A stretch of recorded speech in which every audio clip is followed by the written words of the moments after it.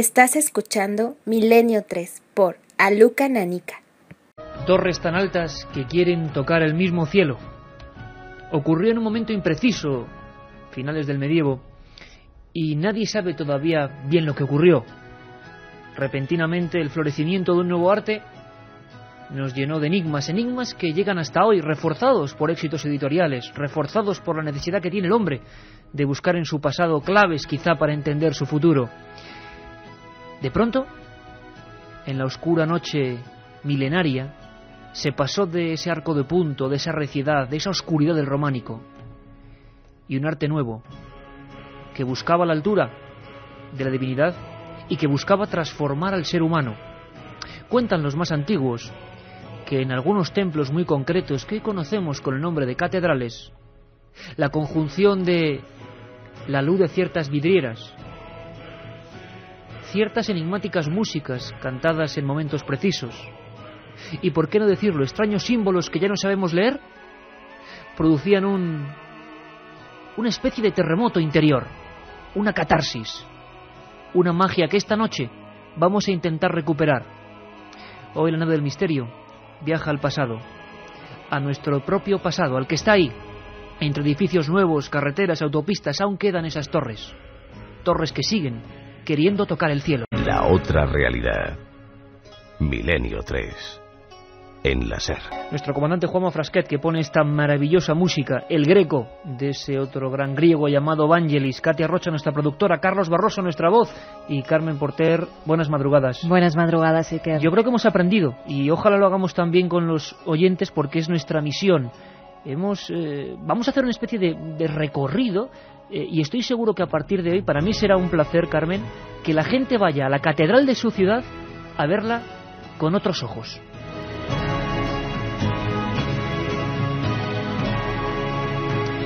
Gárgolas, luces, símbolos, sonidos, piezas, todo un mapa Hay muchos mágico. mensajes en todos esos símbolos que has citado, Iker. Mensajes en los que se nos quería decir algo, en el que los mismos constructores dejaron unos mensajes muy concretos, unos mensajes que intentaremos descubrir esta noche. Y además, Carmen, unos mensajes que aquellos maestros canteros, que muchos hablan de templarios, de extrañas hermandades, de una matemática sagrada, del número de Dios.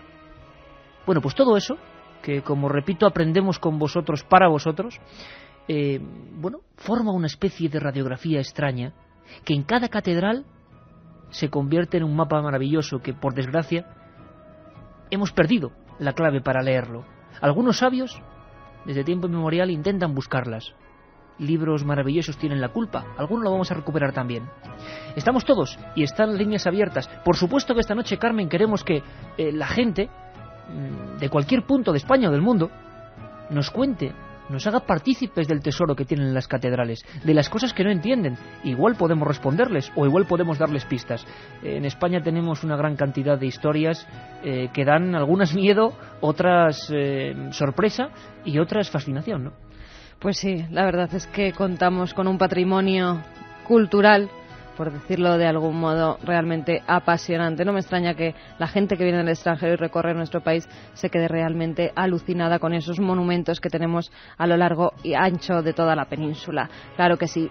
Y si nos quieren contar algo de sus catedrales, de sus iglesias, pueden hacerlo como siempre en el 7640, palabra clave, milenio, espacio y lo que queráis. En este caso, si queréis decirnos algunos de los símbolos que más os han llamado la atención, pues de esa iglesia o de esa catedral que tenéis justo enfrente a lo mejor de vuestra ventana, pues nos lo podéis comentar. 7640, palabra clave, milenio, espacio y lo que queráis. Y gracias a Javier Sierra vamos a sortear 3 monográficos de los misterios de las catedrales que ha hecho este mes Más Allá. Además, con una sorpresa, irán todos firmados y dedicados por Javier Sierra. Una auténtica obra de arte, de verdad. Los misterios de las catedrales, entre la alquimia y los templarios. La nave despega. Cuando penetramos en una catedral, el alma, sea cual sea nuestra creencia, se expande y amplifica al entrar en contacto con la realidad asombrosa de estos templos del gótico. Esta noche queremos realizar un viaje en el tiempo, imaginar los conceptos, claves, códigos y secretos con los que los maestros canteros y arquitectos alzaron esas torres y cúpulas para alcanzar el mismísimo cielo. Auténticas máquinas de espiritualidad, repletas de símbolos que ya no sabemos leer, llenas de misterio que plantan cara al paso de los siglos. En España y en toda Europa tenemos ejemplos que esperamos a partir de ahora podáis ver con otros ojos. Muchos de los sonidos que esta noche van a acompañarnos, porque tienen una ciencia sagrada, se hicieron para algo, rebotando en determinados ecos por cierto motivo, van a ir acompañándonos. Sonidos de las catedrales en muchas ocasiones españolas. Ahora os voy a proponer un juego, para que luego, que sé que os gustan mucho los acertijos, podamos ir, bueno, pues, ya que están tan de moda las claves y los códigos, resolviendo uno que está en España, en Barcelona en concreto. De momento os pido un favor, y es que quien pueda, por supuesto no quien esté conduciendo, quien pueda, coja un papel y haga pues una especie de ajedrezado, una especie de cuadrícula que, bueno, contengan 4 cuadrados de alto y de ancho, es decir, una rejilla de 4 cuadrados de ancho y 4 de largo. 4 líneas horizontales cruzadas de 4 líneas verticales. Exacto, porque voy a ir un número, o sea, un total de 16 números. Unos espacios para poner 16 números. Ya veréis qué cosa más curiosa. Qué mágica historia. Vosotros haced los huecos, luego os daré los números, si os parece, y vamos a ver quién, como los oyentes de Milenio 3 son tremendos, seguro que más de uno se va a dar cuenta. Pero que lo hagan. Huecos para 16 números. Luego os daré los dígitos, como si fuera una especie de bonoloto sagrada esta. Y bueno, pues has hecho solo 3 líneas, Carmen. Te veo que has hecho 4, pero 4 por 3, 12. O sea que hace falta una línea más. Ahí está. 16. Ahí lo tienes, una rejilla con 16 huecos, ¿no? Perfecto. Y luego voy a decir los números, porque es uno de los enigmas que nos dejó ni más ni menos que Gaudí en una catedral como la Sagrada Familia.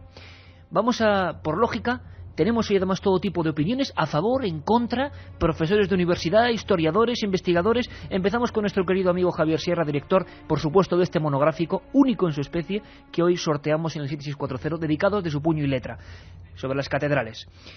Máquinas del espíritu, una serie de, no solo piedras, sino conjunción de cosas para que sintamos cosas que ya no sabemos sentir. ¿Podemos volver a entrar en esos estados alterados de conciencia dentro de una catedral? Fijándonos en qué, Javier, nos lo cuenta. Las catedrales son máquinas de espiritualidad porque ayudaban a los antiguos, cuando entraban en esos lugares perfectamente orientados a los puntos cardinales, incluso a determinadas constelaciones del firmamento, a trascender la materia. Sobre todo ese sentido se encuentra en las catedrales góticas, donde su arquitectura, perfectamente matemática, sus armonías, su proporción y sobre todo, que se tiene poco en cuenta, la luz filtrada a través de las vidrieras, el eco de la música retumbando en esas superficies pulidas y amplias, hacían que esa persona, por un mecanismo de transformación interior, pensara que estaba mucho más cerca de Dios. Yo a veces me pregunto, pasando por muchas catedrales que por supuesto siempre hay que visitar, si hoy todavía impactan. La de Burgos, la de León, la de Sevilla, la de Palma de Mallorca, la de Barcelona, no me dejo ninguna, porque todas tienen su misterio, y las vemos entre edificios nuevos. ¿Cómo impactarían en la época de carromatos y animales tirando de esos medios de transporte? ¿Cómo tendría que quedarse al arrodillarse una persona que viajase a la ciudad, al centro cultural, y se encontrase con todo eso? ¿Lo entendería? ¿Sabría leer esos códigos? Bueno, le preguntábamos a un hombre escéptico en cuanto al esoterismo, pero que está investigando en la matemática sagrada. Autor del libro, fijaos qué título, El número de Dios. Es profesor de la Universidad de Zaragoza y uno de los hombres que está revolucionando la historia de nuestro país con su forma de contarla. Es José Luis Corral. Y le preguntábamos por qué en pleno 2005, época de satélites de Internet, de repente estamos volviendo las miradas a los símbolos de las catedrales, como siendo conscientes de que nos hemos perdido un saber que ahora queremos entender. Nos corresponde el doctor y el profesor José Luis Corral. Bueno, pues seguramente porque estamos en unos tiempos convulsos, ¿no? Y en los tiempos convulsos casi siempre el ser humano suele echar la mirada hacia atrás y fijarse en esas épocas en las cuales La gente ha sabido dar soluciones imaginativas, soluciones brillantes a problemas concretos. El problema concreto, que había que iluminar un edificio, que había que construir edificios más ligeros, menos pesados, mucho más brillantes, y eso se consiguió gracias al arte gótico. Las catedrales son un ejemplo del doble sentido de la luz, ¿no? La luz interior, la luz que ilumina el alma, la razón, la inteligencia, y la luz que ilumina un edificio. Quizá estos tiempos convulsos, oscuros, difíciles, pues provocan que la gente vuelva a esa mirada hacia atrás precisamente. 1:46, 9 grados con 1 en la Gran Vía, y a petición de Katia Rocha, que me lo estaba pidiendo por activa y por pasiva a través del micrófono interno, pues vamos a dar algunos dígitos, ¿os parece? O todos los dígitos, y dejaremos un tiempo para que, por ejemplo, nada más termine esta media hora, primera, podáis pensar. Ponemos los dígitos y luego lo explicamos. Venga, yo voy escribiendo también. Venga, teníamos 16 rejillas, ¿no? Pues bueno, yo voy leyendo de izquierda a derecha, como nosotros escribimos habitualmente, de izquierda a derecha, y de, por supuesto, la primera línea a la cuarta. Rellenemos los primeros números. 1, 14, 14, 4. Repito la primera línea. 1, 14, 14, 4. Segunda línea, luego repetiremos todo. 11, 7, 6, 9, por supuesto, en horizontal. Primero 1, 14, 14, 4, 11, 7, 6, 9, tercera línea 8, 10, 10, 5, y la última línea, siempre en horizontal, 13, 2, 3, 15. Voy a repetir todo muy rápido, Carmen, ¿vale? 1, 14, 14, 4, 11, 7, 6, 9, 8, 10, 10, 5, 13, 2, 3, 15. Si alguien encuentra alguna cosa curiosa, que nos lo cuente. Ahora tan de moda el código Da Vinci, el código no sé cuántos, tal. Este podía ser el código Gaudí, Sagrada Familia de Barcelona. Hace más de un siglo alguien lo dejó ahí con algún significado para los hombres del futuro. Otro hombre que nos dejó un sinfín de misterios se llamaba, u hombres, porque nunca sabremos quiénes eran, quién era, es Fulcanelli. Este libro que suena aquí es la primera edición, una auténtica joya. Fijaos qué título, es de 1920, El misterio de las catedrales.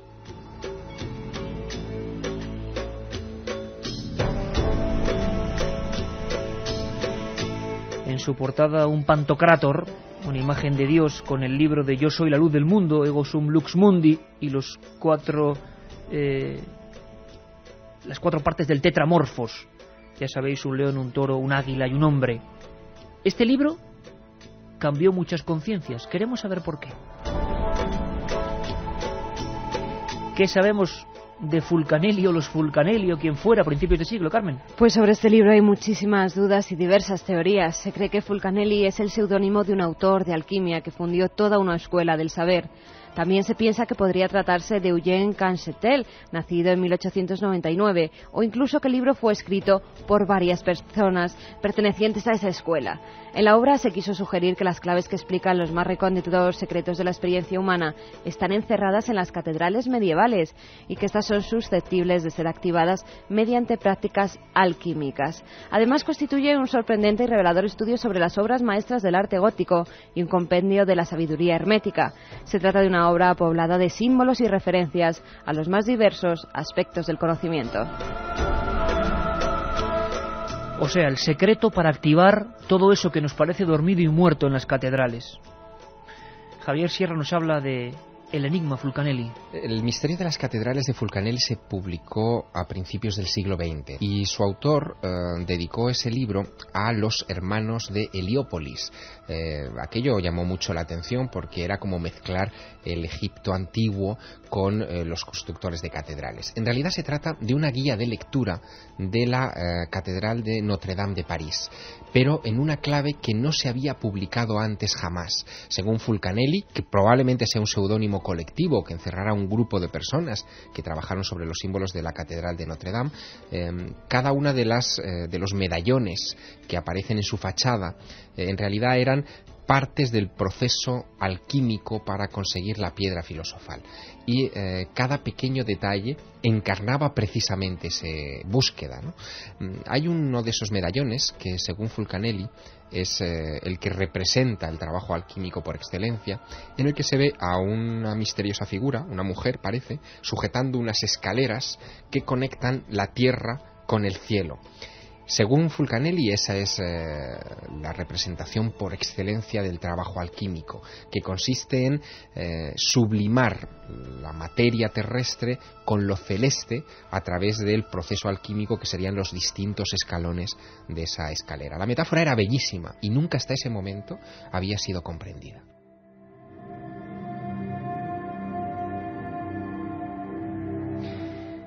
Mucha gente ya, por supuesto, trabajando en el cuadrado mágico de Gaudí, que dejó, pues en uno de los pórticos más importantes, y que fue, no descifrado, fue casi operado, como si fueran cirujanos del pensamiento, haciendo combinaciones de números, viendo, ya veremos, desde luego tenía su lógica. Mar Rey, la historiadora, autora de libros como Magos y Reyes, del Archivo del Misterio, la gran especialista y además en su facultad de historiadora y de historiadora de la farmacia, sobre la alquimia, un mundo que siempre os ha apasionado. ¿Qué es eso de la alquimia? Y había signos de la alquimia en las catedrales. Los alquimistas perseguían solamente eso de, que ha quedado un poco como de cuento, ¿no? Lo de solo convertir metales en oro. No. Parece ser que la auténtica alquimia, según dice gente como este misterioso Fulcanelli, y según creían muchos que iban a las catedrales en busca de esos signos, era una transformación en oro, pero interna. Es decir, el oro era nuestra propia alma y había una serie de códigos para convertirnos en pureza. Sin embargo, con el tiempo la alquimia parece que solo se entendió. Gente como Felipe II, como tantos reyes, contrataban alquimistas porque creían que era una cosa física. Al parecer había mucho más. Mar Rey nos lo cuenta. Fulcanelli, su supuesta transmutación su obtención del elixir filosofal, ¿no?, de esa sustancia capaz de provocar la inmortalidad a todo aquel que lo tomaba, él dijo haber conseguido ese elixir, y fue el que nos mostró, ¿no?, la importancia que tenía toda la simbología alquímica en las catedrales. Leer su Misterio de las Catedrales es interesantísimo. Te adentras en una catedral gótica y vas con el libro de Fulcanelli y seguro que encuentras alguna cosa. Es casi evidente. Hay un problema, y es que en España no es muy típico hacer este estudio de moradas filosofales. En Francia, el lugar donde nació Fulcanelli, se ha hecho con casi todas las catedrales, ¿no? Y en mente están muchas de ellas, la más famosa, la de Notre Dame de París, en la que se basa sobre todo Fulcanelli. Pero es un estudio que no se ha hecho en España. Es una pena que en España no tengamos estudios serios sobre ciertas cosas extrañas que pasan en las catedrales. Su alineación, en qué punto del terreno están exactamente y por qué. ¿Se parecen a algo que está marcado en las estrellas? Son muchas preguntas. Quizás sería nimio, dentro de esas grandes cuestiones, esto del cuadrado mágico que simpáticamente se ha intentado revelar.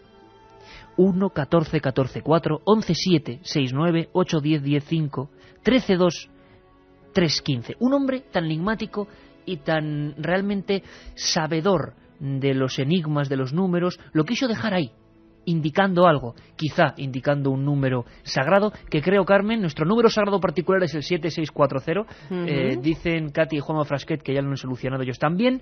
Y bueno, como veo que todo el mundo, por supuesto, es bastante más inteligente que yo os aseguro que esto no lo hubiera resuelto nunca, porque la matemática y yo somos objetos totalmente incompatibles, como el agua y el aceite.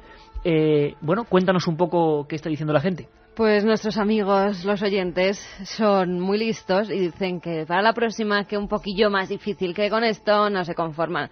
El cuadrado mágico siempre suma 33, nos dice Paco de Madrid. Suman 33 todas las filas y las columnas, nos decía Leoncio Martín González, de la Lateral Asturias. Hay que hacerlo en diagonal, arriba, abajo, de un lado del otro. No es curioso lo que hizo Gaudí y por qué lo hizo.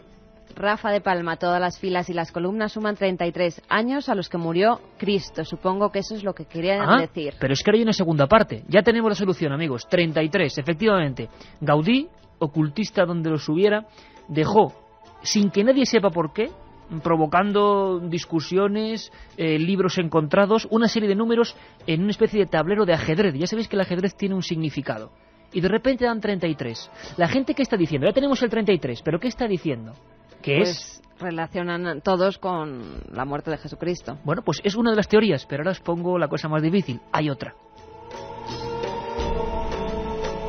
Y mientras la gente sigue resolviendo cosas, ¿te parece, Carmen, que, bueno, antes de saber lo que son las gárgolas y saber qué significado tenían, en este programa detectivesco de esta noche vamos a conocer una catedral, gracias a los amigos de la cadena SER, corresponsales que se han movilizado, donde hay mucho de alquimia y de misterio, precisamente de alquimia. Nos vamos a una de las más mágicas, qué agujas, la Catedral de Burgos.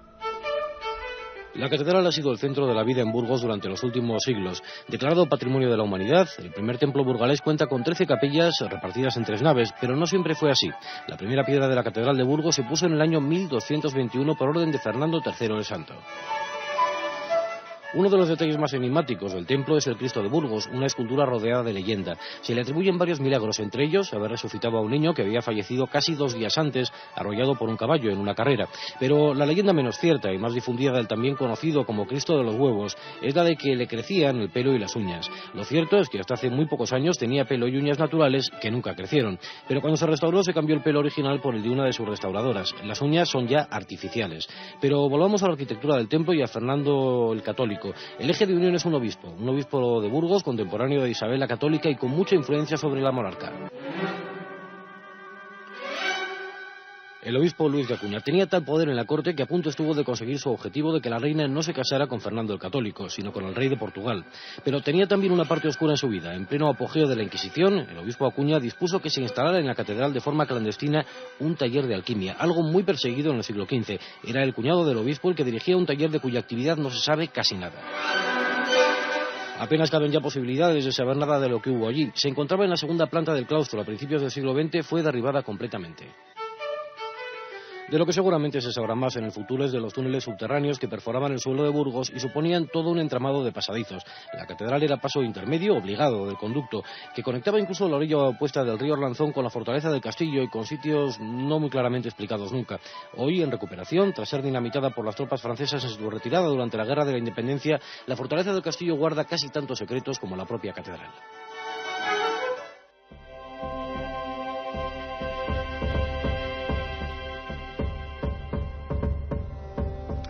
Bueno, pues el planteamiento de este cuadrado mágico, que yo lo hacía con cierta inocencia, parece que ha calado hondo en todos los amigos de Milenio 3 que, bueno, no han acertado a la primera. Ahora, para la segunda hora, vamos a seguir viajando por toda España, por diversas partes de Europa. Damos las gracias a los compañeros de Radio Castilla, la cadena SER en Burgos y muchos más que van a pasar por aquí para mostrarnos los secretos. Talleres de alquimia, pasadizos subterráneos, gárgolas maléficas, apariciones dentro de catedrales, números mágicos, medidas sagradas.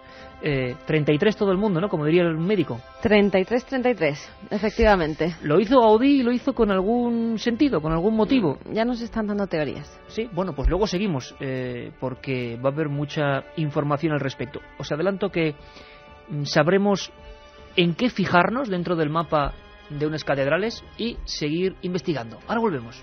Milenio 3. En la SER. 2 y 8 minutos. Jomo Frasquet, que hoy es nuestro particular maestro de cantería en esta construcción que estamos haciendo con números y con dígitos sagrados, nos pone este Nombre de la Rosa, que es todo un clásico.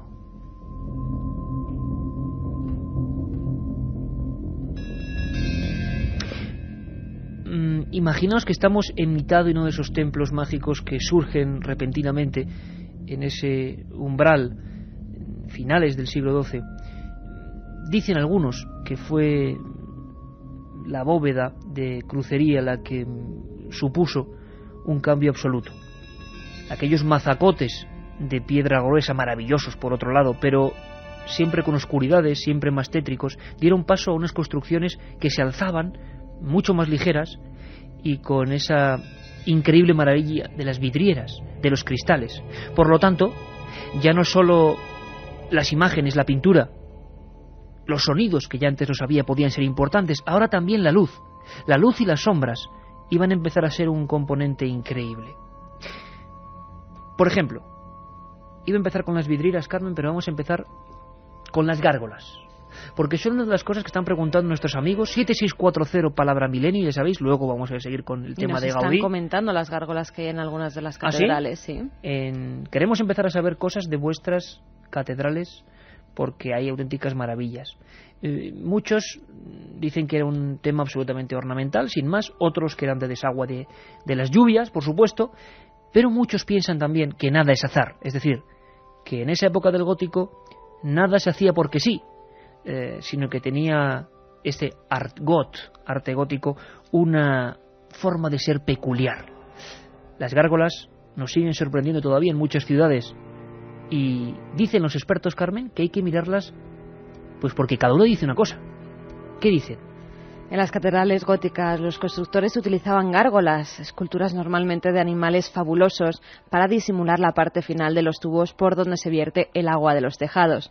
Pero en muchas catedrales góticas estos extraños animales no desempeñaban esta función. ¿Eran solamente un mero adorno decorativo o escondían algún secreto? En el ámbito espiritual y subliminal, las gárgolas tienen 3 claras funciones: advertir, formar y distinguir o señalar. Algunas de ellas fueron colocadas como una señal de determinada orden o filosofía secreta. Según el animal que representaran, tenían un sentido u otro. Por ejemplo, las que tenían cabeza de dragón representaban la transmutación y el fuego del infierno. Con cabeza de gallo simboliza la fuerza de la energía, la valentía, el liderato. Las cabezas de león aluden a la potencia física, a la vez que actúa como guardián de los templos. Gárgolas con cabeza de engendro. Estas son las más comunes, aunque no por ello Iker menos importantes, ya que manifiestan las bajas pasiones, la sexualidad y los instintos primarios. Luego vamos a observar esas vidrieras que, por ejemplo, en la Catedral de León, ejemplo único en el mundo, o en algunas increíbles catedrales francesas como Chartres y otras tantas, muestran unos sonidos, unas conjunciones, fechas concretas iluminando losas concretas, losas donde, por ejemplo, podía haber números.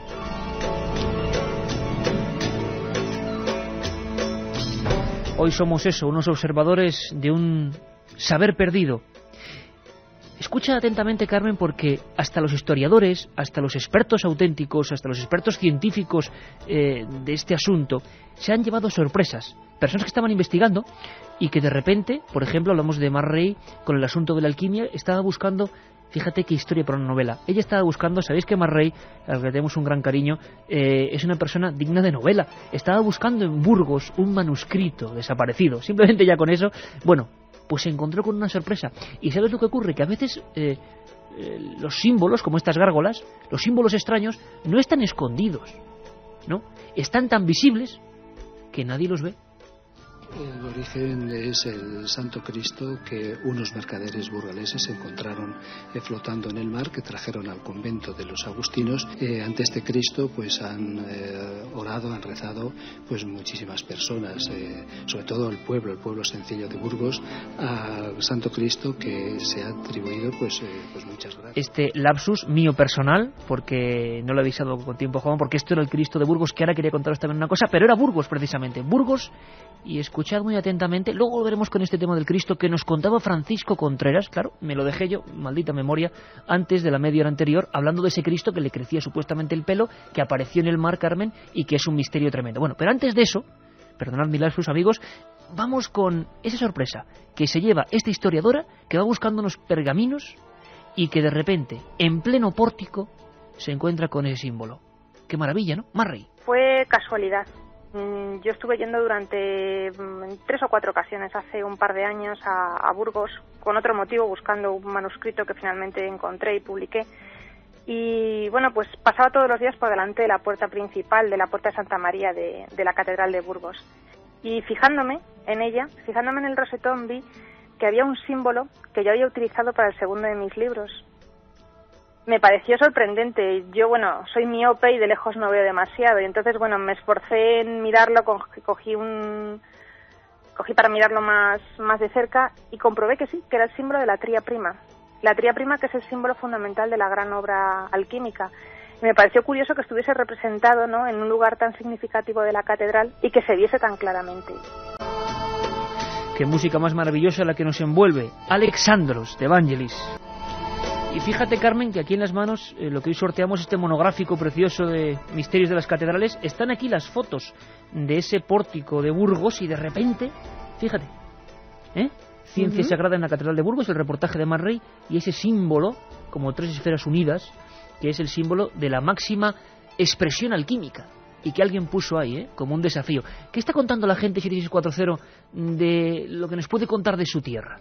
Pues mira, Eugenio, por ejemplo, desde Barcelona nos dice: Iker, en el pórtico de la Catedral de Toledo hay en pequeñito una pareja de leones practicando el acto sexual. ¿Qué erotismo en las tiene? Catedrales, muy interesante también, sí, lo señor. Hemos comentado antes, sí, lo que significaba, los justo más bajos instintos. Claro, justo lo que te has dicho, potencia sexual, y lo acabas de comentar, fíjate. José Ontín, en Notre Dame hay demonios en los desagües. Es cierto. Bueno, pues vamos a hablar de demonios y de Toledo, poco después, con el profesor de la Universidad de Castilla-La Mancha, nuestro guía de excepción, Luis Rodríguez Bausa. Mira qué curioso. Fernando nos dice: hola, soy de Palencia y quería contaros que en la Catedral La Bella Desconocida hay una gárgola que sostiene una cámara fotográfica.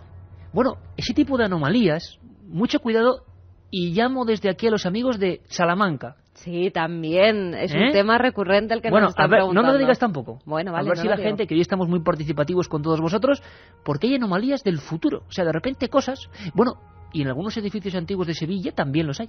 Cosas que no tendrían que estar ahí y que están. A ver si nos explican. Unos dirán que son restauraciones posteriores. Por cierto, Palencia, la Bella Desconocida, maravillosa en todos sus aspectos y esplendores.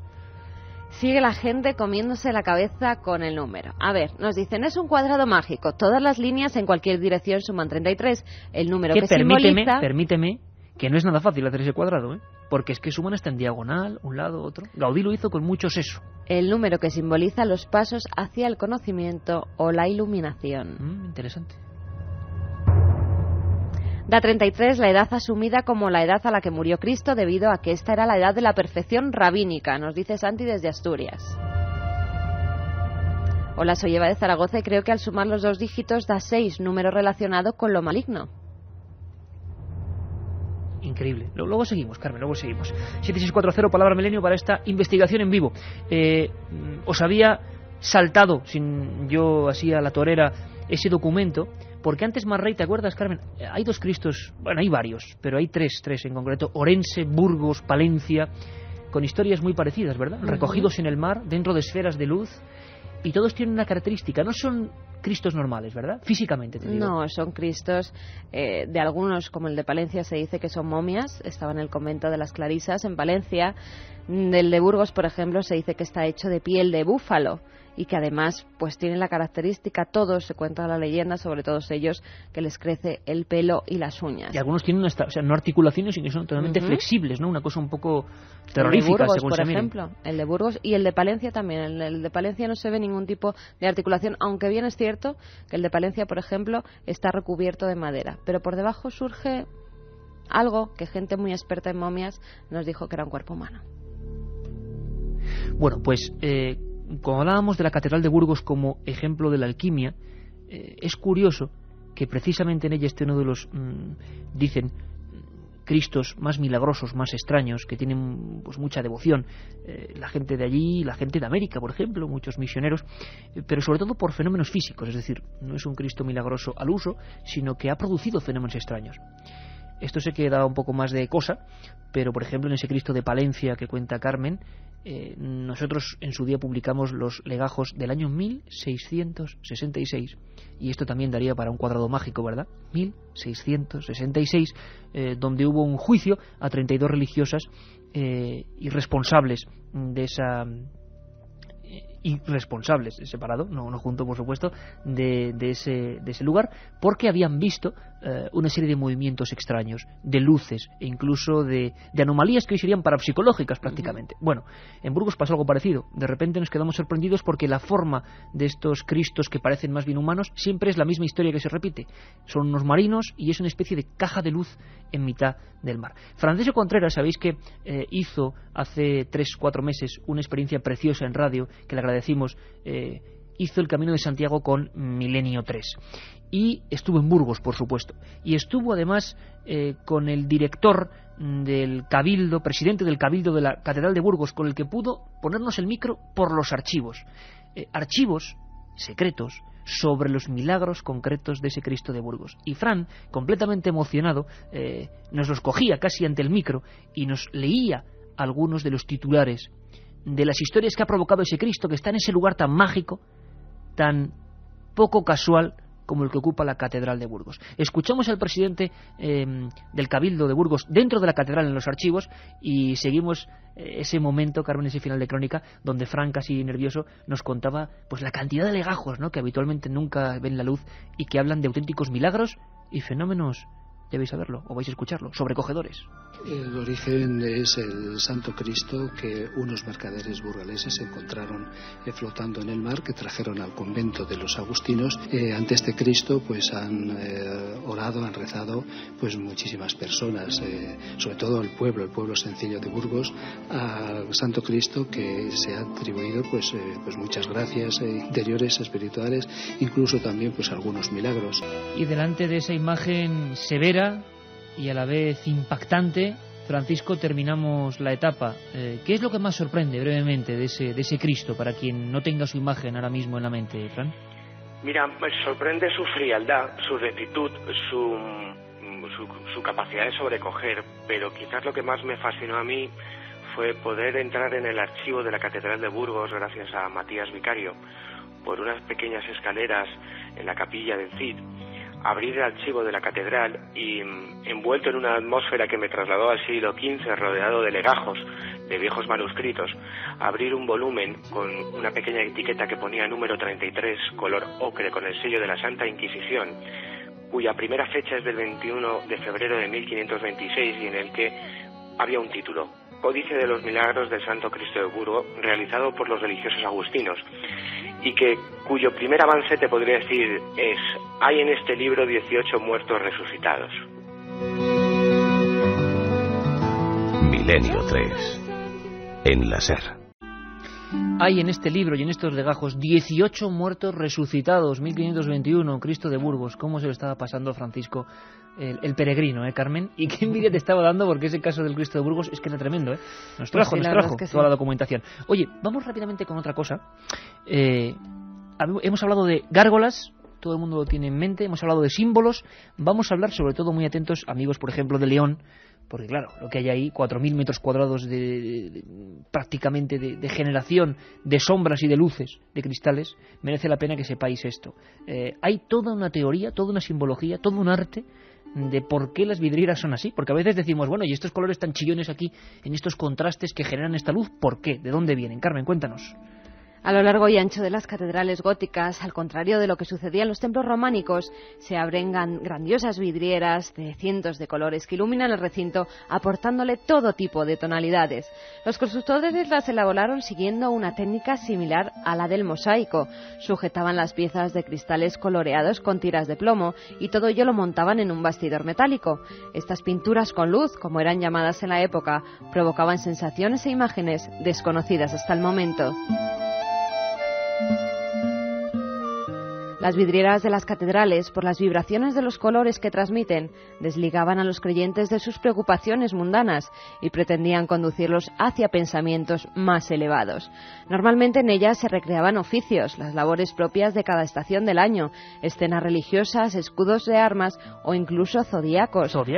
Pero los colores que se utilizaban en su creación en realidad escondían mensajes. Vamos a escucharlos, Carmen. El color rojo vivo evocaba la sangre, la pasión y el fuego, los bajos instintos o el mismo mundo de tinieblas infernales que han de ser sacrificados para llegar a esa purificación. Cuando era un rojo más o menos anaranjado o dorado, se pretendía remarcar el valor de lo espiritual frente a lo mundano. El color blanco, el de la túnica que Cristo llevaba en la transfiguración, evoca a la luz original, al paraíso y la elevación. O sea que tenemos ahí, como en la alquimia, lo que decían tintura roja y tintura blanca, los alquimistas, estos químicos del alma, el rojo contrapuesto al blanco, digámoslo así, ¿no? El blanco la pureza y el rojo el más bajo instinto, quizás. El verde hace referencia a la naturaleza, a la capacidad de germinación que poseen todas las cosas vivas gracias a esa intervención divina. El dorado simbolizaba la culminación de la obra alquímica, la perfección. Es el color que aparece en las aureolas de los santos y de los ángeles. El azul aludía, por supuesto, al cielo. y el ocre es el color con el que los creadores de iconos suelen pintar los rostros, simbolizando aquello que ha sido creado del barro primordial. Pues tenemos ahí un puzzle de colores interesante con el que empezar a hacer mezclas. Sí, me acuerdo, 33, ahí tenemos la clave 33, que algunos dirían, ese es el número. Tiene que ver la gran dualidad, Cristo por un lado y otra cosa, un 33 que es importantísimo en el mundo del ocultismo, vamos a llamarlo así. De momento vamos a seguir viajando, Carmen, vámonos a Toledo. Hablaban nuestros amigos en el 7640 de Toledo, claro, una de las más impresionantes, no solo catedrales, sino ciudades. Quizá el centro de poder más importante, yo creo, de los más importantes o el más de Europa, ¿no? Todo Toledo en sí. Ahí tenemos la fortuna de tener un guía de excepción, a los amigos y profesores de la Universidad de Castilla-La Mancha, Fernando Ruiz de la Puerta y Luis Rodríguez Bausá. Luis Rodríguez Bausá hizo una guía diferente, guía del Toledo insólito. Ellos con Entorno Toledo hacen unos viajes mágicos por el otro Toledo y, bueno, le dije, ahora que está tan de moda el Código Da Vinci, que es el culpable realmente, como lo fue Fulcanelli en su día, de que volvamos a mirar las catedrales, de que las catedrales estén llenas de gente anotando cosillas, que es curioso, ¿no? Y viendo con otros ojos. Bueno, me dice, Iker, llámame en cuanto puedas, porque en Toledo pasa algo que a los seguidores del Código Da Vinci les va a encantar. Y dije yo, ¿en Toledo? ¿Y Dan Brown no lo ha contado? Bueno, nos lo cuenta Luis Rodríguez Bausá. Lo primero es que antes de entrar habría que fijarse en determinadas cuestiones que están en el exterior de la catedral, a veces también pasan muy desapercibidas. Ahora, al hilo de lo popular que se ha vuelto todo lo relacionado con el Código Da Vinci, bien podemos decir que en la representación que hay en la portada, en la fachada principal de la catedral, donde también hay la escena principal que está encima del tímpano, es una representación de la Última Cena. Allí uno puede encontrar al lado de Jesús, pues alrededor de todos los apóstoles está la figura justo de María Magdalena, figura que además se repite en otra de las puertas principales de la entrada al templo, y que esa misma figura además ha dado en los últimos tiempos mucho de qué hablar, porque incluso uno puede interpretar que la figura está embarazada y que se sujeta la tripa. Se sujeta la tripa, María Magdalena, bueno, ya sabéis la polémica, o es realmente quien es oficialmente compañero de Jesús y que se representaba un tanto afeminado. Esa es la gran teoría. Vosotros tenéis, como siempre, vuestra propia opinión. Toledo tiene unas luces y unas penumbras muy curiosas. También han habido alquimistas, nigromantes. No olvidéis, y lo hicimos allí en Toledo en el programa que pudimos hacer en San Pedro Mártir, que hubo un tiempo en el medievo que en Toledo había tantos magos, brujos y alquimistas que las ciencias ocultas, el esoterismo que hoy conocéis, se llamaba, hace unos cuantos siglos, arte toledana, para que veáis cómo estaba el patio. Bueno, pues Luis Rodríguez Bausá, en el archivo de Toledo, envuelto siempre de legajos, ha ido sacando casos asombrosos, casos que hoy serían expedientes X y que ocurrían dentro de la catedral.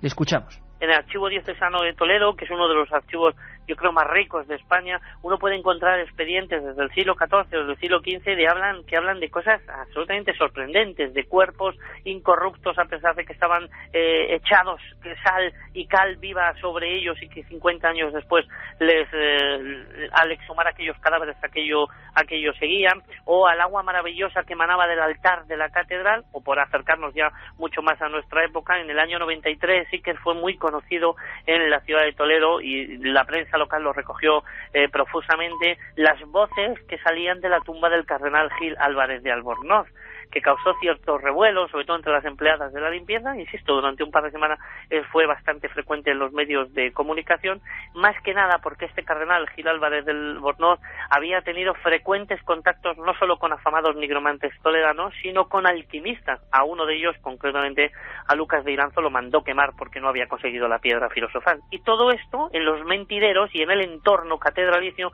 era donde se producían este tipo de situaciones.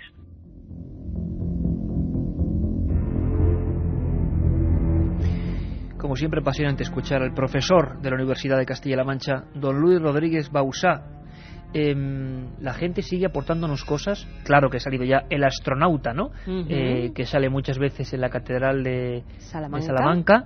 Y que tiene una explicación, claro, y tiene una explicación ese astronauta de apliques posteriores, ¿no? En conmemoraciones de los hechos cruciales del ser humano que se pusieron después con tan buena maña que casi parecen. Nos dicen también que fue después de un terremoto para tapar una de las grietas. Ah, qué interesante, fíjate, eso no lo sabíamos. Además, yo estoy aprendiendo mucho con los mensajes que nos están enviando los oyentes. Fíjate qué curioso. Rubén desde Palencia nos dice: la gárgola de Palencia sujeta una cámara porque cayó sobre un periodista y lo mató. Se reconstruyó con una cámara fotográfica en su honor. De novela. Pues sí. De novela. Una vez una profesora me dijo que los puntos de luz de la Catedral de Burgos, creados por las vidrieras, unidos con líneas, forman un símbolo alquímico. Pues puede ser el mismo, quizá, que vio Omar Rey y que está en pleno rosetón de la portada. David, en Miranda de Ebro, en una iglesia, está el chantre, un monje que le crecen las uñas y el pelo. Pues mira, si tiene una foto yo estaría encantada de verlo. Me encantan esos enigmas eclesiásticos. Catedral de Jaén. Una gárgola da nombre popular al callejón de la Mona. Si te fijas, es un hombre sentado, al estilo oriental, que manda callar. Eslava Galán. El gran Eslava Galán. No sé si será Eslava de verdad, que nos está oyendo. Hombre, esta noche. Si es Eslava, vamos, le mandamos un abrazo fortísimo al gran Juan Eslava Galán, que hizo popular en su libro que recomendamos, Los Templarios y la Mesa del Rey Salomón, por supuesto, porque es maravilloso. Decía que los templarios, la Mesa del Rey Salomón, la persecución de un tesoro, hay dos epicentros: Toledo y Jaén. Jaén, una de las catedrales quizá menos conocidas y más enigmáticas de España, y esa Mona, o que muchos dicen, fijaos qué nombre, ese ídolo por el que dicen también los templarios fueron quemados, el Baphomet. Y es que en las catedrales, en su penumbra, pasan muchísimas cosas, y hoy estamos aprendiendo con un montón de amigos. Solo faltaba uno a esta fiesta de la historia. ¿Qué país, que a ti te encanta,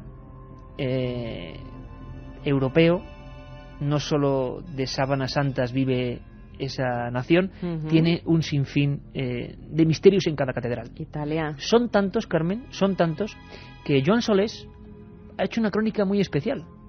Nos puede sorprender, pero es un listado de cosas y nos vamos a quedar sorprendidos. Todo esto pasa en Italia. Joan Solés. Saludos. Si hay algún país donde sus catedrales encierren misterios, este es Italia. Empezando por el Vaticano, nombre cuyo origen sigue siendo un misterio. Era la huerta Bates, en etrusco adivino. En 1574 se abrió una pequeña parte del pavimento de la basílica en construcción y se descubrió un mausoleo. A unos 10 metros bajo la gruta de las tumbas de los pontífices de los últimos siglos existe una necrópolis y se asegura un pasadizo que conducía a Etruria, la tierra de los etruscos, varios siglos antes de Cristo, como existiría también un acueducto subterráneo que suministraría agua directamente del lago de Bracciano, a 40 kilómetros de Roma. El subsuelo del Vaticano, cerrado a cal y canto a los arqueólogos, es todo un misterio. Como lo son la santa escalera por la que Jesús habría descendido tras el proceso de Pilatos, recuperada en Jerusalén por Santa Elena, con manchas de sangre incluidas y que puede recorrerse en San Giovanni Laterano de Roma. O la casa donde la Virgen recibió el anuncio de la maternidad divina, transportada misteriosamente de Nazaret a Loreto. No sabemos si por ello Loreto es la patrona de la aviación. O los clavos de la cruz de Cristo del Duomo de Milán, el fragmento de cruz de San Marco de Venecia que realizaba los milagros en los canales que pintó Bellini, el sudario de la capilla de la Sábana Santa de Turín, o la cinta verde que utilizó la Virgen en su ascensión a los cielos en la Catedral de Prato en la Toscana, o los misterios de los cuerpos incorruptos, Santa Clara en la Basílica de Asís, Santa Cruz en la del mismo nombre, las emanaciones misteriosas y curativas de los huesos de San Nicolás en Baris o de Juan XXIII en San Pedro del Vaticano, por citar algunas. O los misterios eucarísticos, el rostro de Cristo con barba y bigote en un pergamino del siglo XIV en la Basílica de Casia en Umbría, la hostia con carne, verdaderamente se dice de Jesucristo, en Lanciano en el Adriático, la sangre de otra hostia en Orvieto, de la salvación de Santa Cristina, que vivió después de que su padre la lanzara al lago de Bolsena con una piedra al cuello, o de Siena con Santa Catalina, o de Nápoles con la licuación de San Genaro. O los misterios de las construcciones, la geometría alquímica del Duomo de San Giorgio de Ferrara, la orientación astronómica que permite que los rayos del sol iluminen el altar, el campanario y el portal de la Basílica de Stafarda en Turín, o la bóveda del Duomo de Florencia según proyecto de Brunelleschi que todavía hace discutir a los arquitectos. Para misterios, esa Italia. Vamos, que no hay templo que sea catedralicio si no esconde su misterio. Milenio 3. Ni más ni menos que Joan Solés. Menudo listado, para tomar lápiz y papel, corresponsal de la cadena SER, que siempre, pues nos sorprende cada vez que interviene en Milenio, como todos los compañeros que desde diversos puntos de España y del mundo intentan ofreceros lo que ellos van recopilando. Sin duda uno de los grandes misterios que flotan todavía. Se están escribiendo infinidad de libros, no hay más que ir a una librería y ver cómo los templarios vuelven a estar de moda, más que nunca, es algo cíclico. Bueno, pues dicen que, algunos piensan, que fueron los benefactores o los financiadores, con plata traída, vaya usted a saber de dónde, pues para pagar ese cambio radical en lo que es la historia de Europa y la historia de la religión. Bueno, no lo sabemos. Lo que sabemos es que hubo una serie de hermandades, una serie de grupos, de familias misteriosas. Tenían sus símbolos, sus números, los dejaban grabados como ese cuadrado mágico de Gaudí en algunas partes. Por ejemplo, en Toledo o en algunos lugares podemos ver perfectamente esas marcas de cantero. Pero los canteros, que no nos parece una cosa que estaban ahí, los constructores, aparecieron como aparecen los misterios, de repente, sin decir nada. Nos lo cuenta Javier Sierra. La primera gran catedral gótica es la catedral de Chartres, que se empieza a construir a principios del siglo XII. Es una catedral extraña porque para una población pequeña de 20.000 habitantes de la época, de repente se empieza a erigir un templo colosal con unos maestros de obras que no se sabía de dónde habían venido, que parecen gozar de recursos materiales ilimitados y que empiezan a colocar piedra sobre piedra con una seguridad que no se veía ni siquiera en los arquitectos del arte románico. No trabajan con planos o no se conservan planos, no se conocen los nombres de esos maestros y simultáneamente a la construcción de esa catedral, que requiere recursos económicos impresionantes, empiezan a aparecer como si fueran hongos en distintas localidades, constructores que propician la elevación de esa clase de templos. En menos de 100 años se construyen más de 200 de estos templos en toda Europa. Es como si de repente Europa entera entrara en obras sin saber muy bien de dónde había venido el dinero y la fuente de información. Y por supuesto, en esta encrucijada de misterios intervienen teorías. Nigromantes, alquimistas, templarios, masones. Nos lo cuenta en un lugar donde todo eso se conjuntó, en una ciudad de 3 culturas, y donde aún quedan sus recuerdos, Toledo. El único estudio un poco en profundidad que hay es del año 1891 y después no se ha hecho más, pero hay marcas de cantería de auténtica filiación masónica, pero lo que es más inquietante es que hay otras marcas de cantería que parecen ser de filiación de algunos, no voy a decir frailes, pero sí sargentos templarios. Porque además son marcas de cantería que coinciden con algunos de las marcas de cantería que están en los sillares, pues sin ir más lejos de la encomienda templaria de San Martín de Montalbán, que no acaba de cuadrar muy bien el asunto. Pero hay muchas cosas más, así que hubo cierto personaje que fue un válido fundamental para la historia de Castilla y que fue don Álvaro de Luna, que fue tachado de nigromante y que incluso fue exhumado su cadáver de donde estaba, en la capilla de Santiago de la Catedral, para ser posteriormente enterrado, mal enterrado, diría yo, en la propia cripta de la Catedral. Pues el delito, aparte de las acusaciones múltiples que tuvo en vida de practicar la nigromancia, es que había ideado un muñeco, pero estoy hablando del siglo XIV, un muñeco que se arrodillaba durante la misa en el momento de la consagración, y cuando terminaba aquella ceremonia aquel muñeco se ponía en pie. Era un primitivo autómata que no tenía más función que esta, pero aquello realmente no estuvo muy bien visto en el interior de la catedral.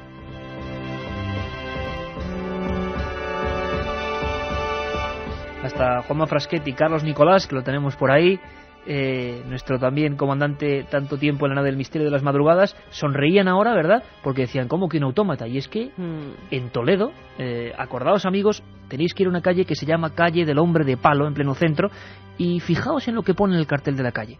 Ahí sabréis de la historia de ese mago, auténtico Leonardo da Vinci, que tuvo Carlos V, llamado Juanelo Turriano, y que hizo unos autómatas. Y cuentan que esos autómatas, o uno de esos autómatas, que para la gente de aquella época, hace tantos siglos, era un verdadero diablo, imagínate, no sabemos en qué rudimentarias técnicas, parece que era una cosa que se movía y que pedía limosna, decían, ¿no? Que iba con un cestillo.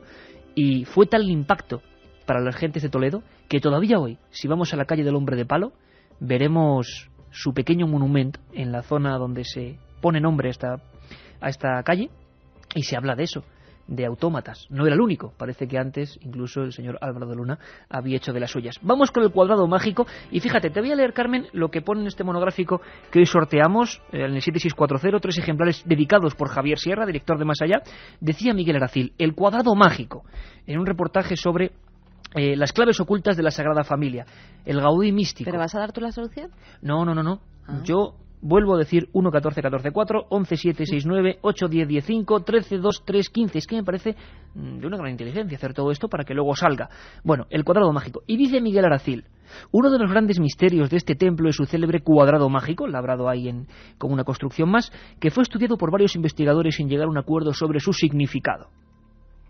Si lo examinamos, comprobaremos que la suma de las cifras contenidas en columnas, filas y las 2 diagonales da siempre 33. Bueno, pues ¿qué enigma hay aquí? ¿Qué dice la gente? Porque ahora vamos a escuchar a Miguel Aracil. Pues la gente ha dicho de todo, pero hay algunos que coinciden en una cosa muy curiosa. Por ejemplo, Javi de Casetas, Zaragoza. Misterio de Gaudí. ¿Pueden ser los 33 peldaños masónicos para alcanzar el primer promontorio y las 21 columnas que la sostienen? Pues yo creo que por ahí van los tiros. ¿Qué más dicen? Fran de San Vicente Alicante, 33 son los grados de la masonería. Fran, 33 son los niveles masónicos y Gaudí se creía masón. Qué Juanma, tremendo, ¿eh? Eso tú y yo no lo resolvíamos en un par de vidas por lo menos, porque ya es difícil saber que Gaudí fue masón. Si vemos, como siempre, la otra historia, nos daremos cuenta. Pero ¿quién nos lo puede contar? Pues Miguel Aracil. Además recomendamos uno de sus últimos libros, la Guía de la Cataluña Mágica, que es pues un magnífico libro, como Vampiros, del Archivo del Misterio de Edad, siempre aventurero y buscando los enigmas, y nos ha dejado a todos pues con este bonito misterio, fácil para algunos de resolver, pero que está ahí. Ha habido también muchas teorías, Rodrigo de Almería, por ejemplo, nos decía en el cuadro hay 18 maneras de sumar 33, igual que los muertos resucitados. Comprobadlo. Caramba. Bueno, escuchamos a Miguel Aracil hablando de Gaudí y el cuadrado mágico. Una de las partes más importantes de las entradas principales de la Sagrada Familia encontramos el cuadrado mágico, que está fotografiado en el monográfico que ha dirigido Javier Sierra, nuestro amigo Javier Sierra, y que lo mires como lo mires, lo sumes como lo sumes, lo cruces como lo cruces, siempre da 33, la cifra 33, que lógicamente la Iglesia oficialista, como siempre, y dogmática, dice que son los años de Cristo, aunque ya todo el mundo sabe que no tenía 33 años cuando murió Jesús de Nazaret. Bueno, pero los otros investigadores dicen que muy posiblemente, yo estoy convencido, se refiere a los grados, a los 33 grados que existen en la masonería. Porque toda la Sagrada Familia, si alguien de los que nos está escuchando, sea de Barcelona, del resto de Cataluña o del resto de España, va allí, que se fije, que se ponga unas gafas diferentes, o se saque las que lleva normalmente a nivel simbólico, y empiece a ver toda la simbología que hay. Allí se encuentran esculpidas y, lógicamente, diseñados por Gaudí, tortugas, sapos, caracoles, salamandras, serpientes, combinaciones entre la serpiente y el gallo. La serpiente en alquimia es mercurio, el gallo es azufre. Además, tendrá, cuando esté terminada la Sagrada Familia, 12 campanarios, oficialmente los 12 apóstoles, heterodoxamente o de manera esotérica, uno por cada signo del zodíaco. Sí, porque es que además hay muchos signos del zodíaco esculpidos en las entradas de la Sagrada Familia. Milenio 3. La otra realidad. Milenio 3. En la SER. Pues efectivamente, todas las teorías conducen a esa otra vida de Gaudí. Se hicieron muchos libros sobre el Gaudí esotérico. Fascinante seguidor de la masonería, que evidentemente le conocemos, tiene 33 grados. Ahí está el curioso reto de Dalí, ¿no? Meter en una catedral, fíjate lo que significa, la edad de Cristo, pero también los 33 grados de su creencia auténtica, ¿no? Ahí está, lo que enseguida ha sabido todo el mundo. Pero os pongo otro problema, que además, fíjate, nos lo va a contar otro profesor de la Universidad de Zaragoza, José Luis Corral, porque él acaba de hacer un libro que es el número de Dios, ¿no? Bueno, pues la gente dirá, ¿también el 33 es el número de Dios? ¿Qué es esto del número de Dios? No, pues esto es como una medida, que además viene desde la más rotunda y antigua protohistoria. Una medida que diferentes pueblos han ido ejerciendo en sus monumentos. El número de Dios.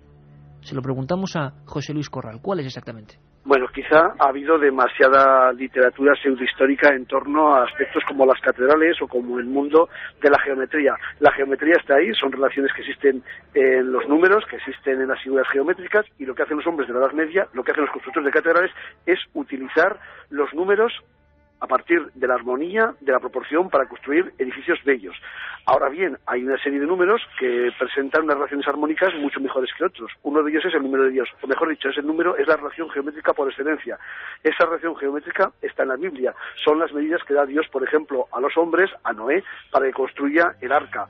Son las medidas que da Dios a Moisés para que se construya el arca de la alianza. Son medidas geométricas, son medidas de proporciones en las cuales dos lados de un rectángulo tienen una relación de 1 a 1 más 2/3 de la unidad. Es decir, más o menos un lado sería 1 metro, para entendernos, y otro lado sería 1,66 metros. Esa relación es la que se considera más perfecta, y esa relación numérica es el número de Dios. Ese número o esa relación numérica se utilizó porque se creía que era la armonía perfecta, y además estaba en la Biblia para construir catedrales. No es que haya debajo o detrás, mejor dicho, ningún elemento, ninguna cuestión esotérica. Simplemente se está haciendo referencia a unas proporciones que se consideraban perfectas en su momento, y que además era el número, la proporción que había dado Dios a los hombres para construir cosas bellas. 1,66, el número de Dios. Ahí tenemos otro enigma que los historiadores están investigando. Vamos a hablar ahora de los lugares donde están las catedrales, que tampoco es casual, y lo que pasa por debajo.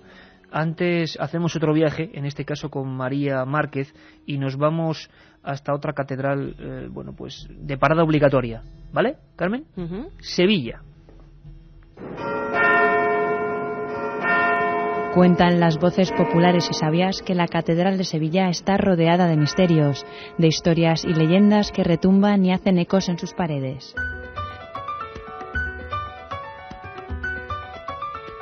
Se habla de Alfonso X y de la Giralda. Estaba deseando entrar en Sevilla para ver la Giralda, que se veía desde fuera, y Alfonso X dijo que por un solo ladrillo que le faltara a la Giralda, él pasaría cuchillo a todos los árabes que quedaran en la ciudad. Dicen también que la torre se tiene en pie por dos hermanas, Santa Justa y Santa Rufina, y que por eso no tiene cimientos. La leyenda cuenta que la enterraron a los pies de la Giralda. Se dice que es porque ellas dos las están sujetando. Y en el patio de los Naranjos hay un cocodrilo de tamaño natural, un regalo del sultán de Egipto, Alfonso X, cuando le pidió la mano de su hija Berenguela. Una vez que el cocodrilo, después de muchos años, lo tenían muerto, lo mandó disecar, lo rellenaron supongo que de paja o algo de eso, y lo colgaron en la catedral. Allá en la época de la Reconquista, la Virgen de la Antigua habló con Fernando III en sueños. Le dijo que estaba oculta tras un muro. Rezó en donde le había dicho ella que estaba. O sea, la Reconquista hizo que quitaran el muro y apareció la imagen de la Virgen. Y la más famosa de las leyendas, Cristóbal Colón, se quiso quedar en Sevilla para siempre, y algunos dicen que sus cenizas duermen en la catedral. Milenio 3. En la SER. Seguro que habéis escuchado hablar muchas veces de energías telúricas, del poder del agua subterránea generando cambios de conciencia en quienes estamos encima. Bueno, pues eso también ocurre en muchas catedrales, y seguro que no es cosa del azar. Nos lo explica Javier Sierra. Claro, nosotros no hemos entendido cuál era la función exacta de las catedrales en el mundo antiguo, hasta que nos hemos dado cuenta, haciendo prospecciones en el subsuelo de muchas de ellas. Lo encontramos en Santiago de Compostela, lo encontramos en Amiens, lo encontramos en Chartres, lo encontramos en León, lo encontramos en un montón de lugares, hasta que nos hemos dado cuenta que por el centro del templo casi siempre convergen una serie de canales subterráneos que van a dar al crucero, al punto donde se cruzan las dos naves principales que forman la cruz de la planta de una catedral.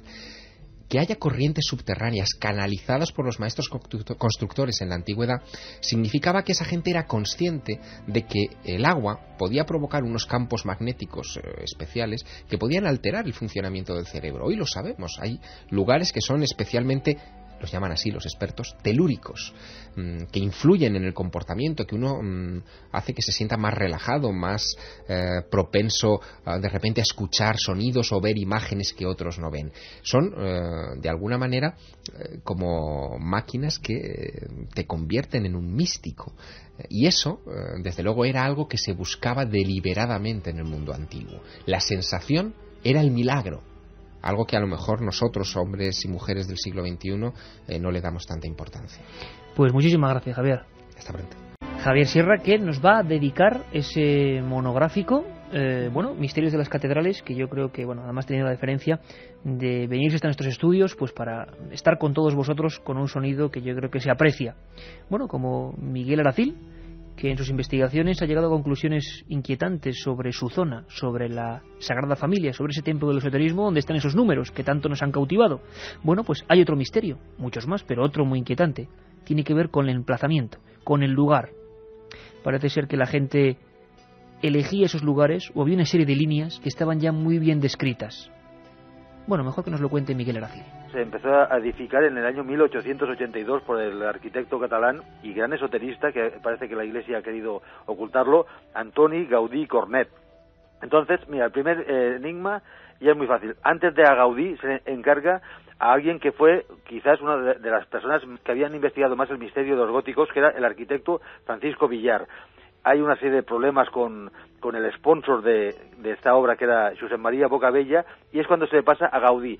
Y Gaudí, curiosamente, acepta por varias razones, y una de ellas es que muy posiblemente uno de los 3 dólmenes que habían en Barcelona capital sabemos que había uno en el Camp de l'Arpa, después había uno que a finales del siglo XIX todavía estaba en pie, y hay imágenes de él, que estaba en la zona de la Tierra Negra en Montjuïc, y un tercero que casi seguro, según investigaciones de quien más ha estudiado a Gaudí, que es a nivel esotérico, que es Joan Llar, el otro estaba exactamente donde está actualmente la Sagrada Familia, y más concretamente debajo de la cripta.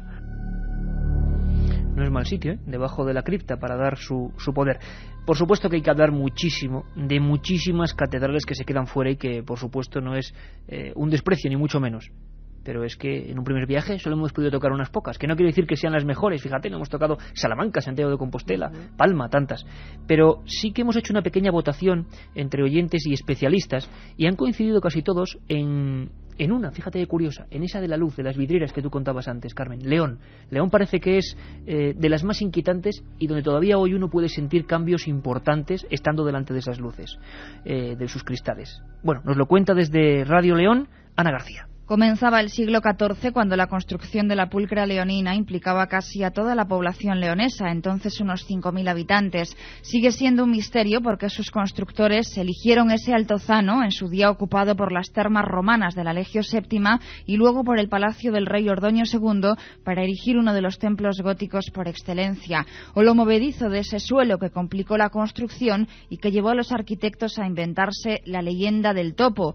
Es un caparazón de tortuga lo que cuelga de una de las paredes de la catedral, despertando el asombro de sus visitantes, y no un enorme topo de 1 metro de envergadura que habría hecho estragos en los cimientos del templo antes de ser capturado. Es uno de los secretos de una catedral que entraña una energía fuera de lo normal, a diferencia del resto de templos del Camino de Santiago, como relata en su libro Juan Luis Puente. Un caso que yo tuve que vivir, tuve además que cubrirlo informativamente, de una pareja que vino haciendo el Camino de Santiago, y además era curioso, venían con un burro, eran franceses, y cuando llegaron a la catedral, este hombre se colocó en el centro, en el crucero, sacó un péndulo y el péndulo se puso a oscilar. Decía que la cantidad de fuerza que tenía el lugar era de las que más en todo el Camino de Santiago. Una chica joven, yo la vi que estaba sentada en el claustro y sacó un péndulo y también le hizo oscilar. Entre sus esbeltos muros irrumpen las vidrieras, que suman más de 4.000 metros cuadrados de cristales de colores. Son las que aportan luminosidad a un templo que en la noche del medievo iluminaba el fuego de las antorchas, provocando un inquietante movimiento de sombras y siluetas. Quedan 5 minutos, estamos ya con todos vosotros, 7640, pero antes, Carmen, una noticia casi de última hora, muy interesante, porque todo el mundo, ¿quién no ha leído Los Pilares de la Tierra, el célebre libro bestseller de Ken Follett, ¿no? Pues sí, efectivamente, Iker, ese libro que se publicó en 1989 y en el que se narra una historia de amor, muerte, fe y ambición, precisamente dentro de una catedral gótica, pero esta vez en la Inglaterra medieval. ¿Y cuál es la noticia? Pues ahora Ken Follett ha decidido que la segunda parte de su obra se va a desarrollar en la Catedral de Santa María de Vitoria, porque cuando fue a la catedral, como motivo de unas conferencias, encuentros con la catedral, pues se quedó absolutamente embrujado, seducido e impresionado. Esas fueron sus palabras. Vitoria, fíjate, en la ciudad donde yo nací, en mis paisanos de Vitoria, pues va a ser tremendo para la ciudad como Ken Follett saque ese libro. A ver si se hace una ruta también tipo Código Da Vinci. No estaría mal. Katia Roche, hemos aprendido bastantes cosas, ¿eh? Tú has solucionado lo del cuadrado rápido, ¿eh? Sí, lo del cuadrado sí, soy aficionada a ese tipo de juegos, pero bueno, lo de los masones no sabía que era ya tanto mi conocimiento. Grado 33. Vamos con los 3 ganadores. Los 3 ganadores. En primer lugar, Roberto de Valencia dice que hay de cierto en que las catedrales templarias españolas hacen al unirlas en un mapa la Cruz de Santiago, ¿y con qué medios? Bueno, teorías hay muchas, yo creo que esa no sé si es del todo correcta. Esto nace de Francia. Haremos otro programa sobre esto, de cómo, por ejemplo, en la Champagne francesa siguen la constelación precisa de Virgo, si no recuerdo mal, las primeras catedrales. Vamos a ver en España qué formas tendrán, que no será tan fácil. Bueno, pues para que se entere bien, Roberto es el primer ganador de esa edición de Más Allá, especial de las catedrales. Luis de Palencia es el segundo ganador, dice sumando casillas, fíjate la gente ya lo que piensa, sumando casillas 2 más 3 más 14 más 15 y 5 más 8 más 9 más 12 y enlazándolas da 33 y aparece una cruz. O sea, ya, la gente ya hace unos bueno, y la gente mandando... Nos mandan incluso gráficos en los que han hecho todo tipo de combinaciones. Guillermo Pescador, pues se lo tendremos que agradecer, porque de verdad que nos han mandado todo un gráfico con todo tipo de combinaciones. Este hombre que has dicho ahora, Katia, era el segundo ganador, ¿no? Sí, Luis de Palencia, el segundo ganador. Luis de Palencia. El tercer ganador firma como MA de Madrid, dice que los misterios de las catedrales es exponencial al número de estas. Cada una es única, como únicos son sus misterios.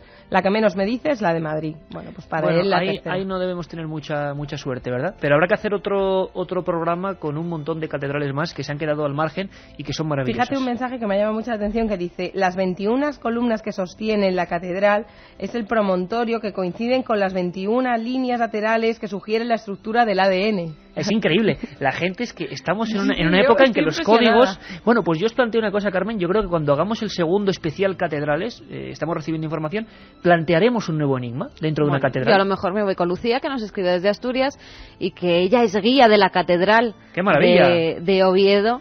Y que pues la verdad sería una maravilla que nos la pudiera mostrar pues ella. Claro que sí. Un saludo a todos los guías que enseñan las catedrales, sean ortodoxos, heterodoxos, estamos con todos porque yo creo que hay que tener esa información siempre. Profesionales, a los profesionales. Por supuesto.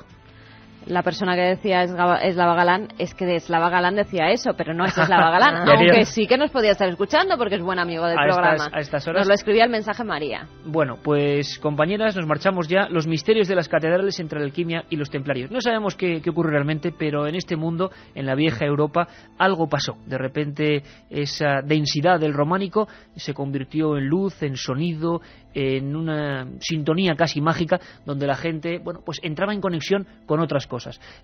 Si hemos servido para que vosotros en Burgos, en Ávila, en Cuenca, en Sevilla, en donde sea, vayáis a vuestra catedral, esa por la que pasáis cada día, y la miréis con esos otros ojos de la inquietud, de la búsqueda, nosotros nos damos por satisfechos. Esa es nuestra misión. El domingo estamos con más cosas, ¿no? Claro que sí, el domingo a las 3 de la mañana nos volvemos a escuchar. Un abrazo a todos, Milenio 3, ya sabéis, más allá hay más.